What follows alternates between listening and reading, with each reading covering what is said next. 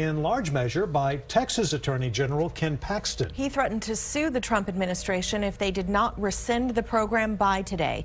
KXAN's Phil Prazen is the only Austin reporter to sit down with Attorney General Paxton after the decision. Phil? Well, Shannon and Robert, this really does impact Texas in a big way. 120,000 young adults and teenagers have legal status in Texas because of the program. They can work, they can have a driver's license, but that will end in 6 months without a permanent solution from Congress. Attorney General Paxton told me he threatened to sue the administration because the executive action went beyond simply deferring enforcement of laws. Only Congress can decide who can legally stay here. Now, this executive order created some work visas and laid the foundation for some people to become citizens. That's why Paxton was against it. He told me even if people agreed with having those young people legally stay in the U.S., like some protesters outside his office, it violated the Constitution. I think so often the narrative is about feelings and emotions, and that's all really important. Human stories are important, but ultimately I think what people need to know about this is that the Constitution survives, and it really does matter how we go through the process. It's good to have good policy, but it's not good when it doesn't go through the right process. And he goes on to say that Congress has 6 months to decide if these young people can stay here legally. For those fearing deportation at that moment, he predicted the process would drag on beyond that 6-month mark.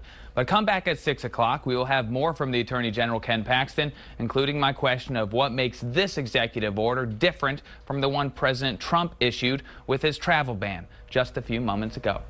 Robert, Shannon. Phil, thank you. Before today's protest outside the Attorney General's office, others protested the change outside of the federal building downtown. The University Leadership Initiative organized the rally early this afternoon where at least a dozen people spoke. That is a group for DACA students at UT, St. Edward's, and other local schools. UT Chancellor William McRaven reacted to today's decision, saying DACA students, quote, make us stronger, smarter, more competitive. He continued to say Texas was one of the first states to give in-state tuition to children born abroad who graduated from Texas high schools.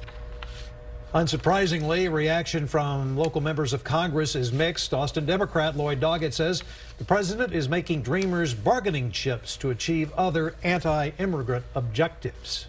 Donald Trump has flip-flopped back and forth on how he feels about these Dreamers, young people who in the main have known no country but this one, who paid a fee, cleared a criminal background check, and are studying or already graduates and working in our community.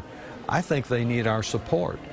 This Congress ought to act promptly to ensure that they have a path to stay here and work and contribute and eventually become full-fledged American citizens. But Republicans representing Texas say ending DACA is the right move because it returns the setting of immigration policy back to Congress. By ending the unconstitutional DACA program, he has overturned the last of the Obama administration's amnesty agenda and returned to the rule of law. President Trump is right to discontinue the DACA program and let Congress address immigration policies, including securing the border. And you'll see this issue through the nationwide lens coming up at 5:30 on NBC Nightly News.